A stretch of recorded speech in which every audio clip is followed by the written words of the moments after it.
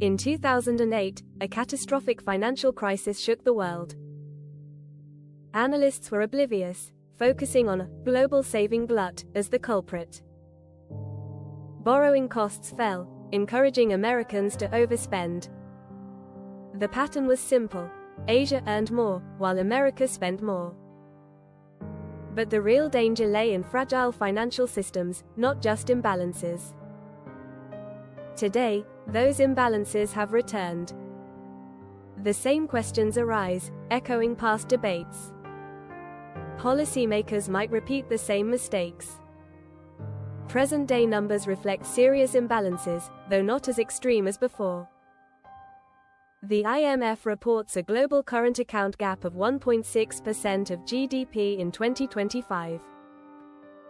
America's deficit shot up to about 4% of GDP from 2019 to 2024, indicating increased borrowing. Meanwhile, China's surplus grew to 3.7%. Europe, especially Germany, maintains surpluses, all while the global imbalances index climbs. Who then is to blame for these global imbalances? Let's investigate. America tops the list. Its massive fiscal deficits have fueled consumption. Tax cuts increased spending and emboldened imports. Over 4 years, persistent deficits have transformed American demand. Economists point to a recovery driven by fiscal stimulus and a booming tech industry as the main contributor. This borrowing adds vulnerability as confidence in American assets wanes. But China isn't off the hook. The argument asserts that China subsidizes manufacturing to create excess capacity. Local industries worldwide struggle against this competition. High-level leaders express outrage and prompt protective tariffs. A recent study highlighted correlations between aggressive industrial policies and export growth, intensifying accusations against China. Yet, this analysis is multifaceted. Industrial policies alone don't guarantee surpluses. Effective economic responses matter too. Surpluses arise when domestic consumption is suppressed. Recent data suggests that China's surplus results from an unintended consequence of their property market collapse. Policy blunders, not intentional strategies, are driving this consumption suppression. As China's housing sector crumbles, household wealth has followed suit. Fiscal spending aimed to stimulate consumption continues to rise, contradicting the narrative of suppression. If this is the case, China sits more as an accidental contributor to global imbalances, not a calculated predator. The implications are political as well. In a Michigan factory, job loss arrives with identifiable blame, yet the underlying complexity fails to register in political discussions. Simplistic narratives thrive. It's easier to blame Chinese malfeasance or American excess than to grapple with intricate economic dynamics. The Paris report suggests all are implicated.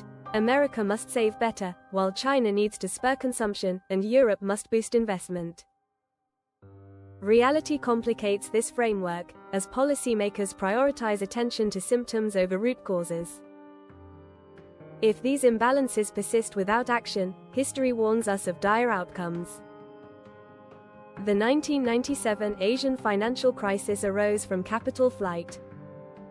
Similarly, the 2008 crisis amplified as fragile finances rode a wave of imbalances. Today's imbalances risk repeating these patterns. If confidence in American assets declines, rapid capital outflows may provoke serious economic fallout. Amidst these interconnected global trades, our options may dwindle. If an economic boom falters, deficits could plummet, triggering recessions worldwide.